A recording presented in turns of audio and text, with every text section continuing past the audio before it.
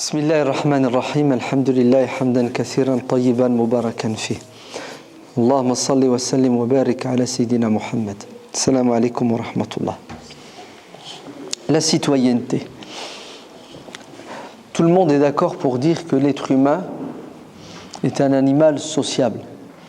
C'est-à-dire que l'être humain a été créé par Dieu et qu'il dépend de son prochain. Il a besoin des autres pour vivre. وَجَعَلْنَا بَعْضَكُمْ سِخْرِيًا سُخْرِيًا. C'est-à-dire l'être humain a besoin de l'autre. On ne peut pas tous être médecins. Et le médecin ne peut pas être mécanicien, en général. Donc, on se complète.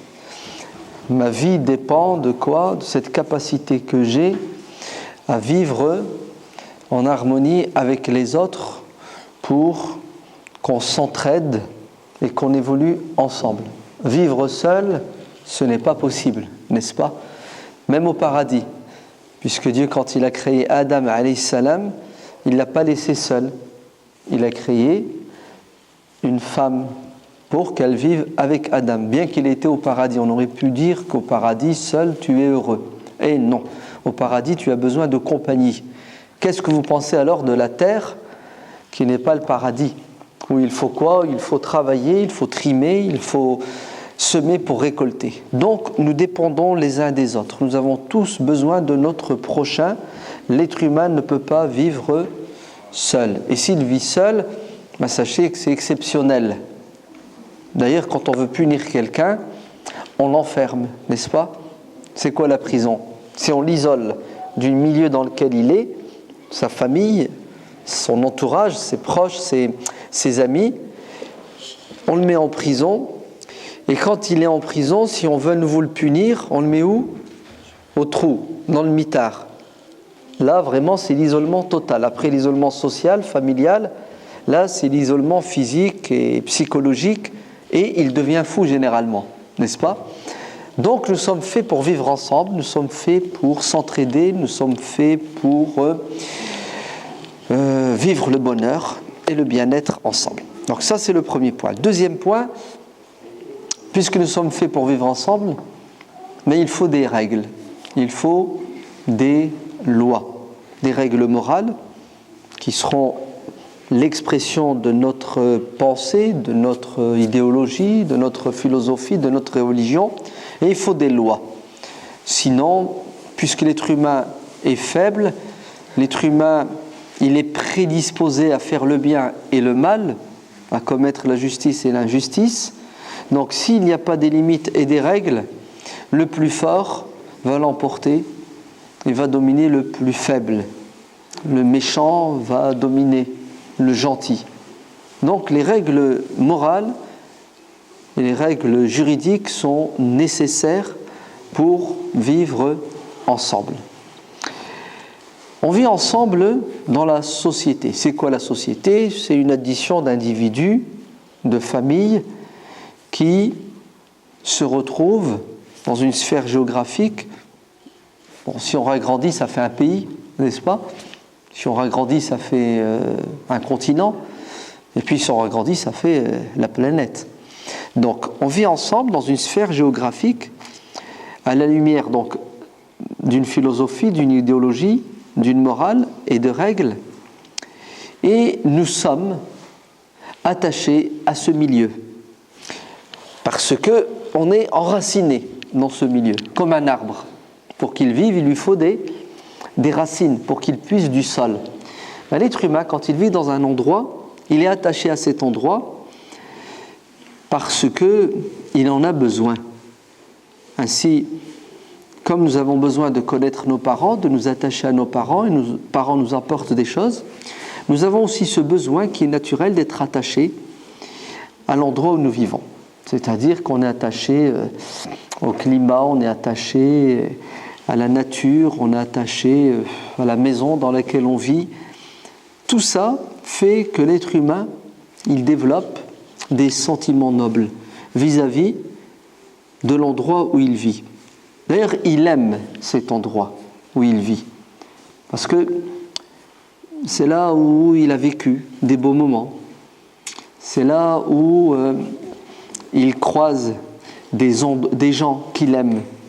Donc, être attaché sentimentalement, psychologiquement, économiquement aussi, parce que cette société dans laquelle tu vis, elle te permet de vivre, de rester en vie. Donc tout ça fait que nous sommes... Donc il y a un lien affectif, on aime, et automatiquement ça développe chez nous une appartenance. À quoi? À une patrie, c'est ça? Appartenance. On se réclame de cet endroit. Par exemple, nous les nordistes, nous sommes des ch'tis, c'est ça? Avec nos particularités. Mais au-delà de ça, nous sommes des Français, avec nos particularités. Et tout le monde vit ça, partout sur Terre. Donc la citoyenneté, c'est quelque chose de normal, de naturel, c'est quelque chose qui date des premiers temps et qui restera jusqu'à la fin des temps. Très bien.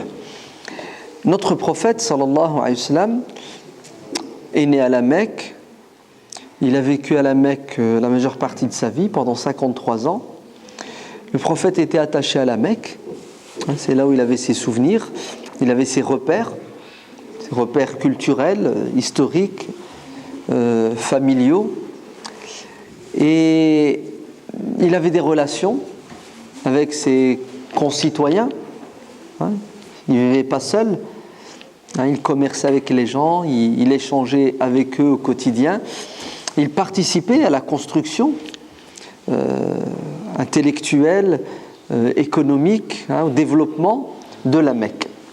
On sait tous qu'à l'âge de 40 ans, il a reçu la révélation et il a été investi d'une mission qui est d'inviter les gens à se soumettre à cette religion qui s'appelle l'islam.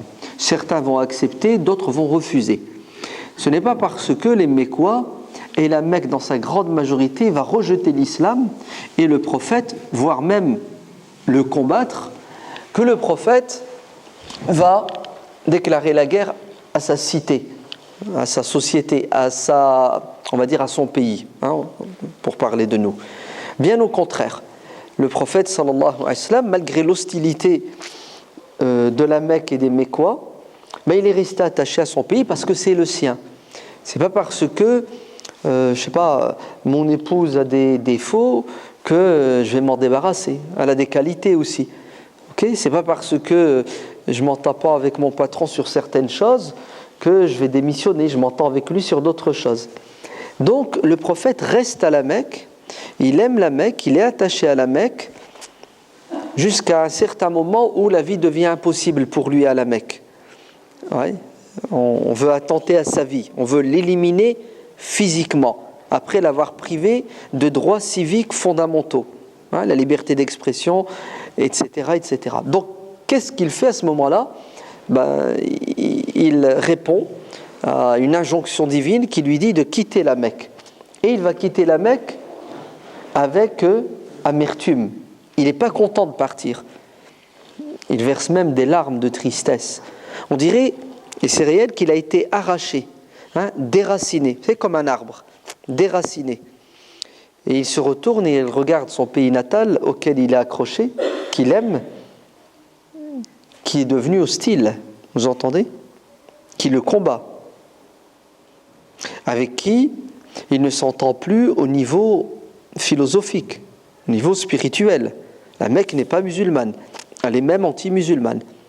Mais le prophète quitte la Mecque avec les larmes et dit: si ton peuple, il parle à son pays, ne m'avait pas forcé à partir, je ne partirai pas. C'est-à-dire, mon souhait, c'est de rester malgré toutes les difficultés que je rencontre.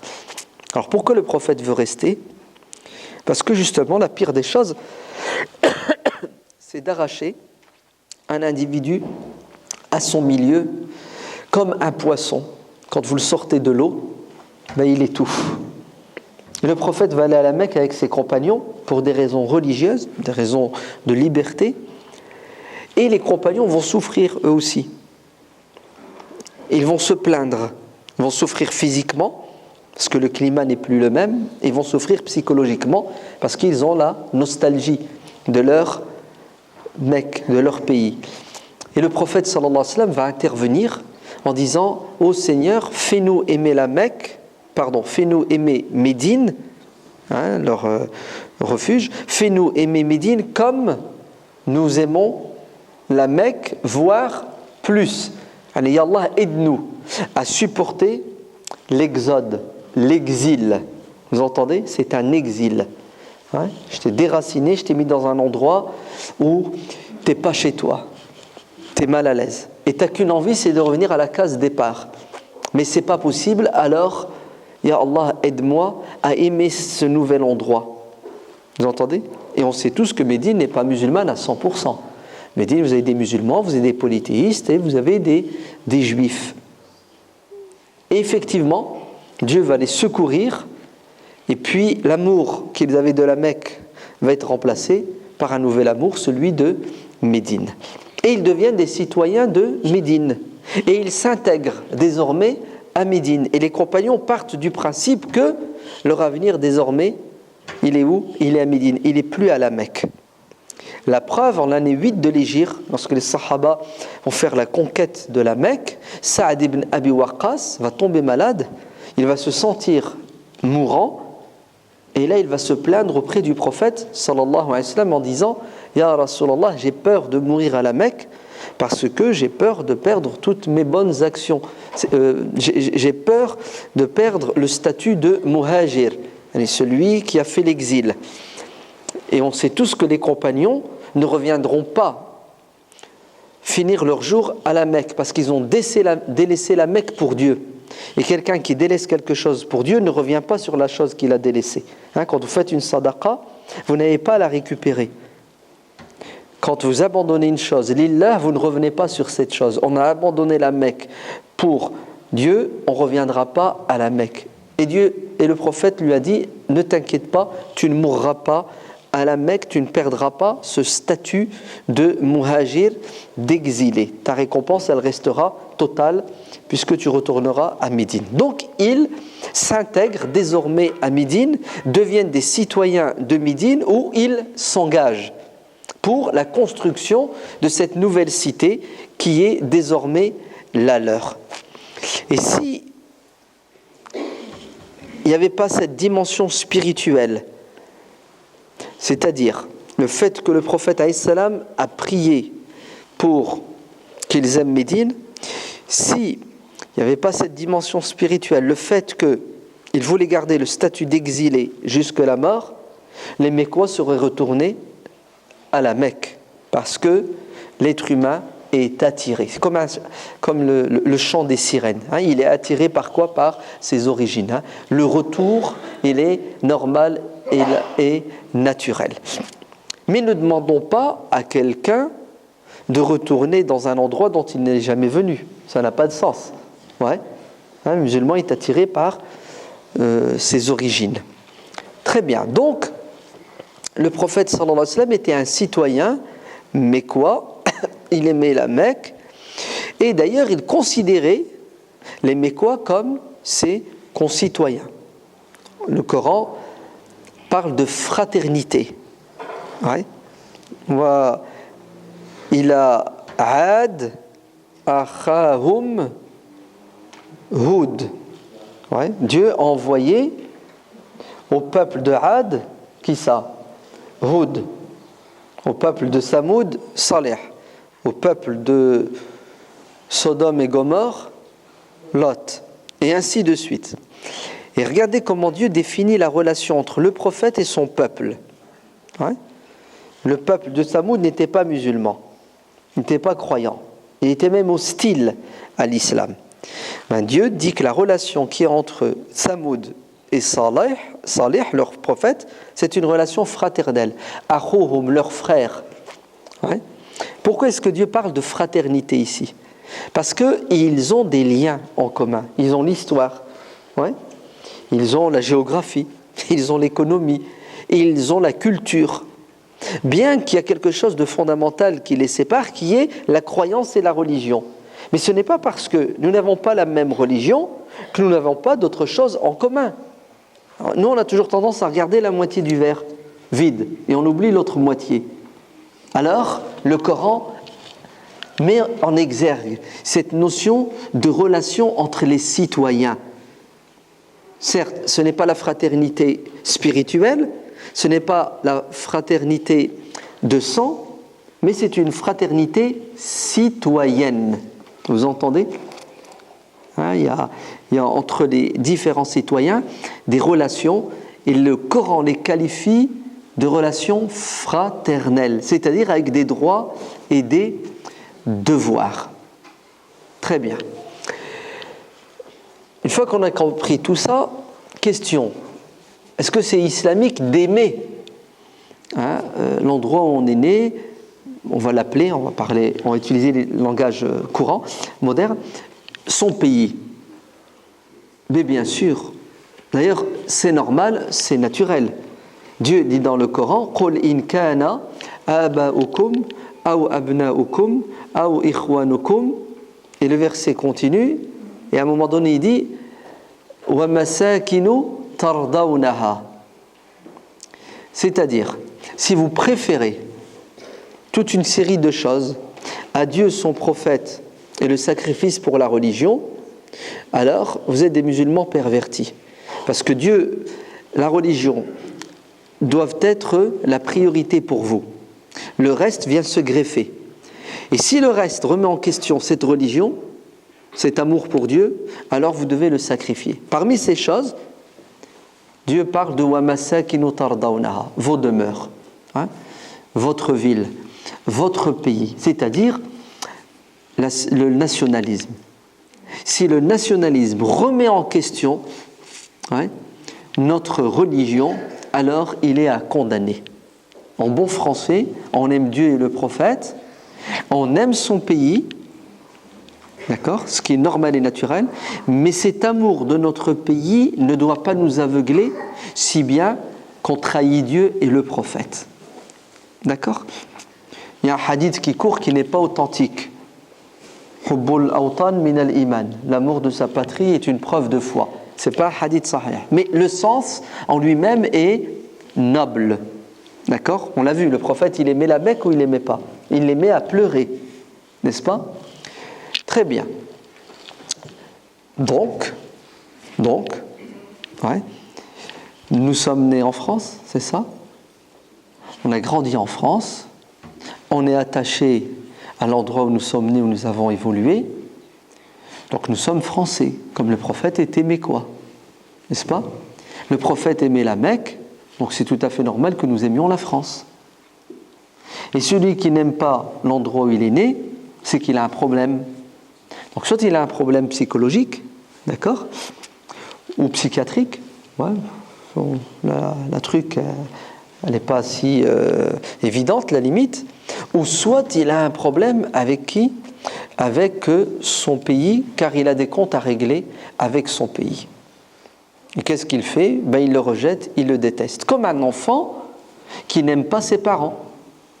Pourquoi ? Soit parce que ses parents ne lui ont pas donné l'amour, donc automatiquement il ne sait pas ce que c'est qu'aimer, ou soit ses parents lui ont fait du mal. Il a subi. Écoutez, c'est la même chose, la relation avec notre pays. Soit notre pays est un pays noble, où il y a de la justice, il y a de l'égalité, il y a de la fraternité, il y a de la liberté, et c'est ce à quoi aspire tout être humain normalement constitué, vivre dans la dignité et le respect, ou soit notre pays est injuste, et à ce moment-là, on commence à développer du rejet, et peut-être de l'aversion, voire de la haine envers notre pays, parce qu'il est injuste. Et je crois qu'un enfant, quand il entre en conflit avec ses parents, c'est pas par plaisir, il est acculé. C'est la même chose, quand quelqu'un se rebelle et se révolte contre son pays, c'est parce qu'il a mal, il souffre. Alors qu'est-ce qu'il fait ? Il prend ses distances. C'est pour ça que certains s'exilent, carrément ils quittent leur pays, parce que ils sont plus épanouis dans ce pays-là. Bien qu'ils le quittent à contre-cœur, et ils n'ont qu'un rêve, c'est d'y retourner, à condition que le pays ne soit plus le même, qu'il les accueille à bras ouverts. Écoutez, pour tout vous dire, je crois que nous, musulmans français, musulmans de France, on a une petite relation conflictuelle avec notre pays qui est la France. D'accord ? qui est due à quoi? Qui est due à une série de causes. La première, notre communauté est dans la phase de... C'est un gosse, il est enfant, il grandit, après il atteint la puberté, après l'âge adulte. Je crois qu'on est dans la phase de la puberté. Et les gosses, pendant la puberté, ils sont comment? Ils sont rebelles, c'est ça, ils aiment bien s'affirmer, ils aiment bien exister aux dépens de l'autre. Notre communauté, qui a à peine 30, 40, 50 ans, en France, est jeune. Et quand on est jeune, on est un peu foufou, c'est ça, on n'a pas de recul, il n'y a pas de sagesse, on est rebelle tout simplement. Donc c'est normal, c'est naturel, j'ai envie de vous dire, ça va passer, d'accord ? Cette période va être suivie, une période où on va mûrir philosophiquement, politiquement, intellectuellement, et puis on sera épanoui. C'est ce qui est arrivé à d'autres communautés avant la nôtre. Toute nouvelle communauté dans une sphère qui est nouvelle prend du temps, comme un greffon. Vous savez, quand on fait une implantation, on vous met un foie. Il faut que le corps l'accepte. Parfois, c'est le foie qui ne veut pas s'intégrer, accepter le corps, et parfois, c'est le corps qui ne veut pas accepter le foie. Donc, il faut des médicaments, des anti-rejet, puis il faut laisser le temps au temps. Donc, ça, c'est une première raison. La deuxième, c'est aussi une question d'éducation. Est-ce que nos parents nous ont éduqués, élevés dans l'amour de notre pays? Je ne crois pas. Pour la simple et unique raison, c'est que nos parents ne se sont jamais considérés comme des Français, des citoyens français. Nos parents ont été, et s'ils sont encore vivants, que Dieu leur donne longue vie, ne sont pas Français, ils sont des musulmans d'origine étrangère installés en France, qui n'aspirent qu'à une chose, c'est au retour, n'est-ce pas ? Si physiquement ils sont ici, leur tête, leur cœur sont ailleurs, leur porte-monnaie aussi d'ailleurs. Donc, nos parents ne peuvent pas nous apporter quelque chose qu'ils n'ont pas. Faqid Shayla, la yorté. Voire même, ils ont tout fait pour nous faire aimer leur pays, ce qui est louable, puisqu'ils l'aiment. Donc, ils voudraient qu'on l'aime. C'est pour ça, on a fait des allers-retours. On continue même parfois à en faire, c'est ça ? Venez, je vais vous emmener, vous allez découvrir. Et c'est normal, c'est logique, c'est naturel. Donc, on n'a pas grandi dans l'amour de notre pays qui est la France. Troisièmement, nous avons un problème de communautarisme. Le communautarisme, en soi, n'est pas toujours blâmable. Il est normal, il est naturel, il est humain. Dans toutes les sociétés, vous avez des communautés. Allez, vous mettez un troupeau de chèvres et de moutons, les moutons vont aller ensemble, les chèvres vont aller ensemble. La même chose, vous mettez des gens qui se ressemblent, ils vont s'assembler. Ça ne veut pas dire qu'ils rejettent les autres, et il ne faut pas qu'ils les rejettent, mais en tout cas, qu'ils se ressemblent, s'assemblent. On a des affinités, mais on a surtout des intérêts en commun et des objectifs à réaliser en commun. Le communautarisme devient nocif lorsqu'il se fait aux dépens de la grande communauté nationale. Il doit être des communautés qui vivent ensemble, il doit y avoir des intersections pour nous permettre justement de vivre ensemble, de nous entraider et d'aller dans le même sens, l'intérêt général et l'intérêt commun. Nous, malheureusement, on a été un peu influencé par le communautarisme aveugle qui nous a fait croire que nous étions les meilleurs et que les autres sont mauvais, c'est ça, sont les pires, que nous détenons la vérité et que les autres sont dans le mensonge et l'erreur, que ils sont différents de nous et nous sommes différents d'eux, nous n'avons aucun point commun, on ne peut pas s'entendre, on ne peut pas se comprendre, on ne peut pas s'allier. Et qu'est-ce que ça a donné comme résultat ? On s'est marginalisé, n'est-ce pas ? Et puis on a développé un rejet vis-à-vis de quoi ? De la communauté nationale qui est majoritaire et bien entendu de notre pays, puisque on considère que nous sommes des citoyens de seconde zone, hein, nous-mêmes. On s'est mis dans cette posture. Il faut dire aussi que certains nous ont aidés, ils nous ont poussés. C'est pour ça, une autre des raisons qui fait que nous n'avons pas ce lien fort avec notre pays, c'est que certains, je dis bien certains, je ne dis pas tout le monde, certains ont fait un travail terrible de quoi ? De diabolisation, ou même pas avant la diabolisation, de rejet. Hein, le corps qui rejette le greffon. Ouais. On ne veut pas de vous, vous êtes différents. Ils ont même développé des théories telles que la France a toujours été un pays d'accueil, des vagues immigrationnistes, il y en a eu, hein, les Portugais, les Espagnols, les Italiens, ça a toujours plus ou moins marché, c'était une question de temps pour qu'ils s'assimilent.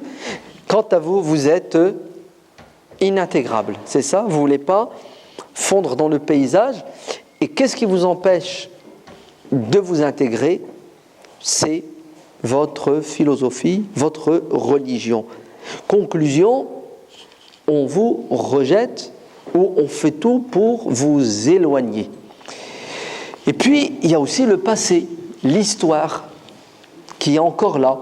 Bon, ça dépend des communautés, mais à plusieurs reprises, dans des interventions, quand je disais « c'est naturel et c'est normal d'aimer son pays, on est français, on aime la France », il y a des réactions violentes de certains musulmans qui disent « tu me demandes d'aimer la France, mais je ne peux pas aimer la France. T'as pas vu ce qu'elle a fait en Algérie ? Moi, mon père, il a été torturé. Mon oncle a été tué. Tu me demandes d'aimer mon tortionnaire ?»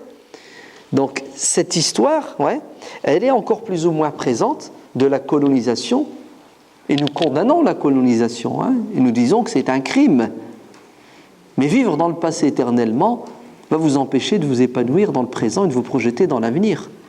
Et d'ailleurs, la majorité du peuple français aujourd'hui n'y est pour rien dans cette crise de la guerre d'Algérie ou de la colonisation pseudo-protectorat du Maroc, etc. Je veux dire, ce sont nos politiciens qui ont décidé de certaines choses, sans nous consulter d'ailleurs, je crois, et puis le peuple subit. Donc, tous ces facteurs font que, à un moment donné, nous avons eu une réticence, donc c'est conscient et c'est inconscient, à quoi ? À la notion d'amour de notre pays, la notion de citoyenneté, puisqu'on se considère malheureusement comme des citoyens entièrement à part. Ok ?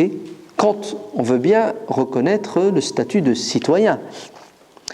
Mais le plus grand obstacle aujourd'hui chez beaucoup de musulmans, c'est l'obstacle religieux. Car on pense et on croit, on nous a fait croire que tu ne pouvais pas être français et musulman. C'est antinomique, car pour certains, français égale non-musulman. D'ailleurs, regardez les termes qu'on utilise. Les Français non-musulmans, on les nomme Nsara, c'est ça ? Les chrétiens. El-Gour, Gauri, pareil, ça vient du turc qui veut dire le païen, le non-croyant. Donc, on est dans la posture suivante. Nous, les musulmans, les croyants, eux, donc en opposition, les non-musulmans, les non-croyants, c'est ça ? Puisqu'ils sont des citoyens, comme on dit, de souche, c'est ça, des Français de souche, des Gaulois, nous, on arrive, on ne peut pas leur ressembler, du moins, on ne peut pas partager avec eux cette notion de citoyenneté. Alors, quand vous faites des sondages, première question, t'es d'où au bled ? Et quand tu dis je suis du nord, de l'Alsace, de la Bretagne, c'est pas marrant, T'es d'où au bled ? Parce que dans sa tête, ton bled, c'est quoi ? C'est pas la France. Et ça ne peut pas être la France. Et croyez-moi que c'est ancré, Wallah, c'est ancré. T'étais où en vacances ? Ah, j'étais dans mon bled. Chez nous. Comment voulez-vous être citoyen français si vous considérez que vous n'êtes pas chez vous ? Pourquoi? Vous croyez que la citoyenneté, c'est une affaire de carte d'identité, de passeport, d'impôts que vous payez ou que vous recevez? Ristourne. Vous vous trompez. La citoyenneté, c'est un sentiment, une posture psychologique et philosophique. Donc, ouvrez bien vos oreilles. Nous croyons qu'Allah a créé la terre pour tous les êtres humains. Vous entendez? Et que nous avons le droit de circuler sur terre à la recherche du bien-être. Vous entendez, hein? C'est Allah qui l'a voulu. Circuler, voguer sur terre pour rechercher fadlullah, le bien-être, la grâce divine. Certes, aujourd'hui, on a été obligé de quoi? De réguler cette circulation. Sinon, il va y avoir des accidents. Alors, il y a des frontières qui ont vu le jour, c'est ça? Et puis, pour passer d'un pays à un autre, il faut quoi? Il faut une autorisation, hein, un visa, etc., etc. Donc, nous, on n'a pas de problème à aller partout sur terre, parce que la terre appartient à Dieu. Quand on veut bien nous accueillir là où on va, et là où on sera, nous assumerons notre responsabilité de citoyen croyant qui a des devoirs et des droits. Parce que notre posture citoyenne est avant tout spirituelle. C'est ce que ça veut dire. Ça veut dire, cette société dans laquelle je vis, ouais, j'ai des devoirs. Mes devoirs, je vais les assumer parce que c'est Dieu d'abord qui me demande de les assumer. C'est pas le président de la République, l'Assemblée nationale, la loi, le flic uniquement. C'est surtout et d'abord et avant tout pour moi un devoir spirituel. L'être humain n'est pas libre de faire ce qu'il veut. Dieu nous a mis des limites. Et quand on vit en société, il faut respecter les limites morales, éthiques, et puis les lois. Quand un musulman s'engage, il ne doit pas trahir. Donc ma citoyenneté est avant tout une posture spirituelle. On est d'accord? Je vais donner un exemple tout simple. Quand je suis dans la rue, il y a une poubelle renversée, il y a eu la tempête la semaine dernière, je ramasse la poubelle, je la remets à sa place. Il y a un bout de verre par terre, je le remets à sa place. Ça s'appelle du civisme, n'est-ce pas? Avant de lui donner cette appellation civisme, nous musulmans, nous appelons ça de la spiritualité. Et il n'y a pas de contradiction, hein. Nous appelons ça obéir à Dieu. Nous appelons ça obéir au prophète. Nous appelons ça faire le bien, gagner des hasanats, hein, se réserver une place au paradis. Et c'est bien, c'est beau. Hein, c'est à notre honneur. On doit être fiers de notre religion qui nous dit que tu te rapproches de Dieu en ramassant un papier par terre. Ouais. Et tu t'éloignes de Dieu en salissant l'espace public. Et c'est du civisme, bien entendu. Et ce qui est bien, c'est que si, par exemple, il n'y a plus d'éducation civique à l'école, ils l'ont remise. Elle est revenue, l'éducation civique. Elle avait disparu à un moment donné, je crois. Hein, non ? Donc je ne sais plus si elle est revenue, mais il faut vite qu'elle revienne si elle n'est pas là, parce que c'est une catastrophe. Les gens ne savent plus vivre en société. Ce qui est bien, c'est que nous, même s'il n'y a plus d'éducation civique à l'école, d'éducation morale, ouais, ou à la télé, ou dans les journaux et les livres, nous avons la mosquée, nous avons la maison, où l'imam, nos parents, vont nous éduquer dans le civisme. Parce que, quand on vit ensemble, il y a des règles et il faut les respecter au nom de Dieu. Donc, tous ces obstacles, ouais, poussent certains musulmans à quoi? À être hostiles à leur identité citoyenne française ou à ne pas l'assumer entièrement. Alors que le bon sens et la logique veulent que nous soyons des citoyens à part entière, d'accord, épanouis dans notre société avec l'intention au quotidien de la faire évoluer en étant un élément positif, actif, qui promeut le bien et qui fait tout pour essayer de réduire le champ du mal, de l'injustice, de l'iniquité, etc., etc. Une citoyenneté assumée, on est d'accord ? Une citoyenneté animée par la spiritualité, une citoyenneté active qui fait que notre société s'améliore, une citoyenneté participative où le musulman s'allie avec ses concitoyens pour l'intérêt général. Nous n'avons pas le droit, c'est un crime, d'être des corps étrangers dans notre pays, des sangsues qui prenons et qui n'apportons rien du tout. À la rigueur que nos parents aient agi de cette manière, puisqu'ils sont venus pour travailler, gagner de l'argent, investir au bled et repartir, ça s'explique, c'était leur intention. C'est quoi notre intention, nous, aujourd'hui ? Repartir au bled, on n'est jamais venu, on ne peut pas repartir. On est né ici, nous allons mourir ici. Et on va se faire enterrer ici. Et c'est ça qui est logique et qui est normal. Puisque c'est notre pays, quand vous êtes chez vous, qu'est-ce que vous faites ? Est-ce que vous prenez soin de votre maison, oui ou non ? Si vous êtes propriétaire, vous l'entretenez, vous faites des travaux d'amélioration, vous réparez à vos frais, votre maison, vous la transformez en havre de paix, parce que vous y vivez, il faut qu'elle soit agréable. Quand vous êtes locataire, vous faites le minimum, c'est ça ? Et quand il y a un problème, vous appelez le propriétaire, tu viens, t'assumes.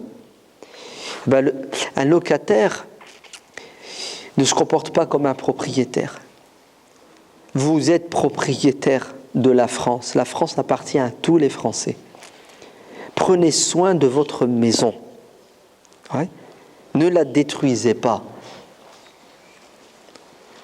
J'ai envie de vous dire, ça coule de soi de ne pas détruire sa maison. Mais ce n'est pas suffisant. Si vous ne l'entretenez pas, d'autres la détruisent. Le temps, vous savez, tout s'use. C'est pour cela, en tant que citoyens musulmans, nous devons, écoutez bien, appliquer ce principe islamique qui est fondamental.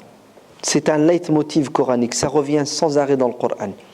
Ya'muruna bil ma'ruf wa yanhauna 'anil munkar. C'est le propre du croyant.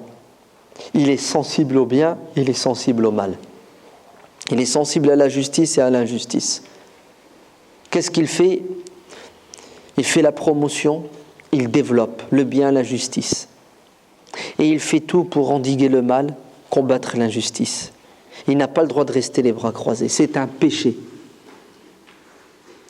D'ailleurs, le prophète, sallallahu alayhi wa sallam, dit « Si vous êtes témoin d'un munkar, d'un mal, d'une injustice, vous devez intervenir en fonction de vos moyens. Et si vous n'intervenez pas, vous n'avez pas la foi. » Vous entendez ? Regardez comment la foi est liée à notre engagement citoyen. On vit dans une société, il y a une injustice dans la société, on doit la condamner. On doit tout faire pour qu'elle disparaisse. Vous en fichez de l'injustice, ça ne vous regarde pas, ça ne vous concerne pas, d'ailleurs vous mentez, ça vous concerne de près ou de loin. Et si vous n'êtes pas atteint par cette injustice aujourd'hui, demain vous allez l'être. Si vous devenez je m'en foutiste, égoïste, sachez que vous trahissez votre foi, votre religion. Vous commettez un péché. C'est pas moi qui le dis, c'est Dieu. Dans le Coran, c'est le prophète sallallahu alayhi wa sallam. Vous savez ce que ça veut dire ? Ça veut dire que le musulman qui vit, le français musulman, qui ne se préoccupe pas de sa société, du devenir de sa société, il est en porte-à-faux avec sa religion déjà, avant d'être en porte-à-faux avec sa citoyenneté. Bon, je vais vous le dire autrement. Celui qui ne se préoccupe pas, qui ne s'intéresse pas à la société dans laquelle il vit, est à côté de la plaque. Il faudrait déjà avoir l'information, savoir ce qui se passe. Yani, subhanallah. On lit le Coran et parfois on ne s'arrête pas quand il faut s'arrêter. Dieu a révélé une sourate dans le Coran qui s'appelle la sourate Rum. Les Romains, les Byzantins, c'est ça? Alif Lam Mim Ra Libati Rum. Les Byzantins chrétiens ont fait une bataille contre les Perses, adorateurs du feu. Les chrétiens ont perdu. Les Byzantins ont gagné. Sachez que Dieu révèle une sourate du Coran alors que les musulmans sont à la Mecque pour leur annoncer ce qui s'est passé à des centaines, voire des milliers de kilomètres. À l'autre bout de l'Arabie, au nord, en Palestine, en Terre Sainte. Ils sont ici à la Mecque et Dieu leur dit, vous savez ce qui s'est passé là-bas? Il s'est passé ça, il s'est passé ça. Et puis dans quelques années, les chrétiens vont reprendre leur revanche. Et ce jour-là, vous, croyants, qui êtes ici, vous serez heureux. Oui. Parce que quand ces chrétiens gagneront contre les Perses, vous devrez considérer cette bataille, cette victoire comme une victoire de Dieu. Donc vous voyez ce verset du Coran, cette sourate, puisqu'elle s'appelle les Byzantins. Donc les Mécois à la Mecque sont interpellés par un événement, déjà dans le passé, mais aussi le futur. Voilà ce qui s'est passé, voilà ce qui va arriver, et voilà les conséquences de cet événement passé et futur sur vous. Allez, c'est une manière de dire aux musulmans, vous devez vous intéresser, c'est ça? Vous ne devez pas être absent sur la scène, non pas locale, mais même internationale. Vous devez être au courant, vous devez avoir l'information. Ça, c'est pour ce qui s'est passé à des milliers de kilomètres de la Mecque. Qu'est-ce que vous pensez alors de l'endroit où nous vivons? Nous devons avoir l'info. On doit savoir ce qui se passe dans notre société. On doit être au courant de l'évolution de notre société. Pourquoi est-ce qu'on doit savoir ce qui se passe? Parce que ce qui se passe a un impact sur nous.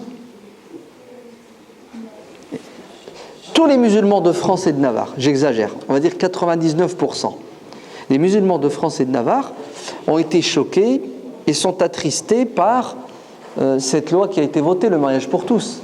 Parce que vous êtes fondamentalement contre ce principe, etc. Vous êtes d'accord? Mais vous savez, j'espère que vous le savez, mais je crois que beaucoup ne le savent pas, que cette loi, je veux dire, elle n'est pas née un matin, et puis en fin de journée, à l'Assemblée nationale, l'affaire était pliée. Non, ça a pris du temps. On a préparé l'opinion publique, il y a eu des discussions en interne, en externe. Ça a pris du temps. Et puis le jour où c'est devenu sérieux, on va voter. Là, certains se sont réveillés, du moins. Ce qui nous concerne, nous musulmans, on n'a pas participé à la pression pour empêcher ce projet de loi avec lequel on n'est pas d'accord. Maintenant, écoutez bien, la loi est passée. On n'était même pas au courant de ce qui streamait dans les coulisses. Ou plutôt, on n'a même pas cherché à savoir. On ne cherche pas à savoir ce que nos intellectuels pensent, disent, ce que nos politiciens nous annoncent. Tout ça, on est coupé. Public Sénat, c'est une chaîne qu'on n'aime pas. Journal officiel, on ne connaît pas. Et quand ça arrive, quand le malheur nous frappe, qu'est-ce qu'on fait? Au secours. J'ai déposé mon enfant en grande section de maternelle ou en CE2, et puis les livres de lecture, c'est quoi? C'est Julien a deux papas, c'est ça? Juliette, elle a 3 mamans, et on est choqué, vrai ou faux? Et c'est l'horreur, vous vous rendez compte? Maintenant, nos gosses, quand ils vont aux toilettes, c'est plus chacun son toilette, ou, regardez l'évolution, c'est plus toilette pour filles, toilette pour garçons, maintenant c'est la mixité parce que le genre, Il n'y a plus de sexe. On est tous kiff-kiff. Il ne faut surtout pas faire... Tout ça, on n'aime pas. On n'en veut pas. Mais c'est trop tard. Il fallait quoi? Il fallait être au courant, il fallait participer à la réflexion et il fallait faire pression de manière démocratique pour que nos idées l'emportent. Mais non, on est des citoyens, écoutez bien, qui ne réagissons que quand nos droits matériels sont remis en question. Quant aux devoirs, on ne cherche même pas à les assumer, sauf quand il y a la pression et la force qui s'impose. Donc on doit être au courant de ce qui se passe dans notre pays. On doit s'informer. Et nous devons agir et réagir. On ne doit pas rester les bras croisés. Le prophète sallallahu alayhi wa sallam dit l'exemple. Ouais. C'est une métaphore pour qu'on comprenne bien. De gens qui vivent dans une société et qui ne se préoccupent pas des dangers qui guettent la société, de l'avenir de cette société. C'est l'exemple de gens qui prennent la mer. C'est un navire, un bateau. C'est des gens sur le pont, vous avez des gens dans les cales.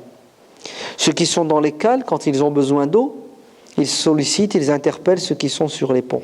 Envoyez-nous de l'eau, donnez-nous de l'eau.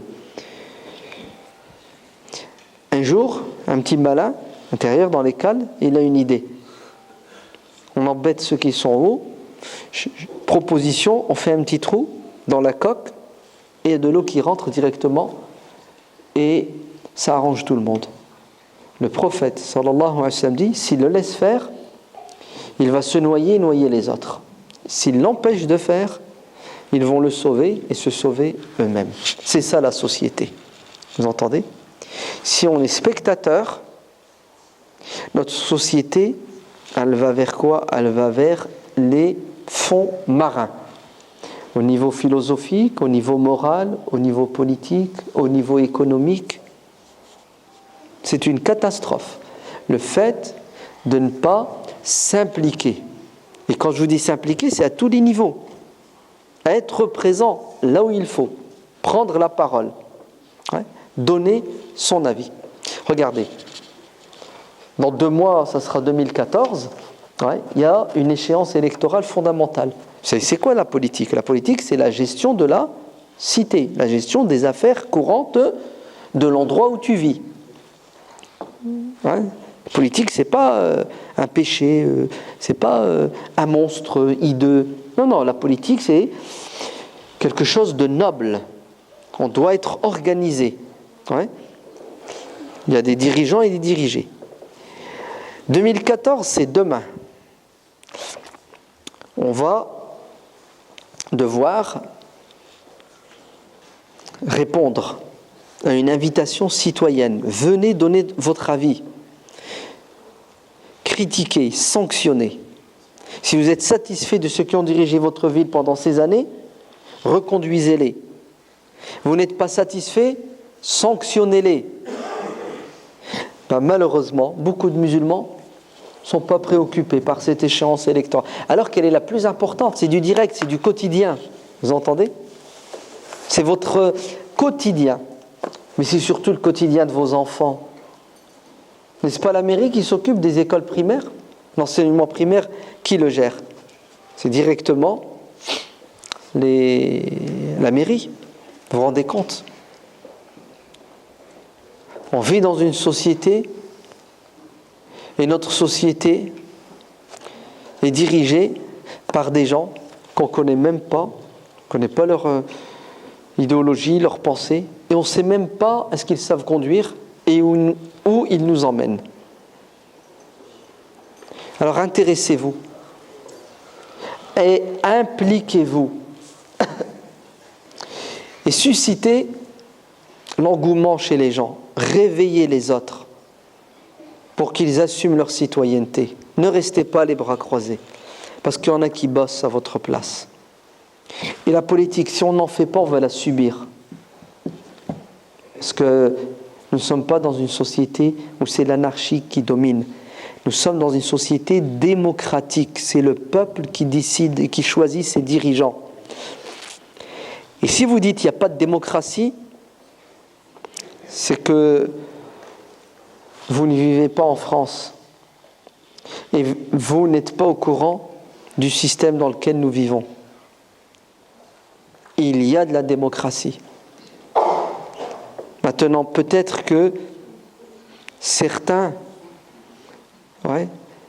profitent de nos faiblesses et de notre ignorance et ils abusent des libertés qu'il y a dans notre société. Mais en tout cas, on aura la société qu'on mérite. La France sera l'expression de ce que nous sommes. Si on est conscient et on est responsable, la France de demain sera meilleure. Si on est inconscient de ce qui se passe et on est irresponsable, on ne veut pas changer les choses, alors il ne faudra pas se plaindre et pleurer sur notre sort. Awalamma asabatkum musibatun. Et lorsqu'un malheur vous a frappé, vous avez réagi en disant « Pourquoi, Seigneur, ce malheur ?» Réponse coranique « Qul huwa min indi anfusikum » C'est ce que vous méritez, c'est de votre faute. Donc, plaignez-vous de l'islamophobie, plaignez-vous de la décadence morale, plaignez-vous de la crise économique. Si vous n'agissez pas pour que les choses changent, vos plaintes sont du vent. Il faut prendre conscience et ensuite il faut agir intelligemment à la lumière de nos droits fondamentaux, à la lumière des principes de la République. Et Allah que c'est bien fait. Wallahu alam walhamdulillahi rabbil alamin. Subhana rabbika rabbil izzati amma yasifun wa salamun ala al-mursalin walhamdulillahi rabbil alamin. Wassalamu alaykum.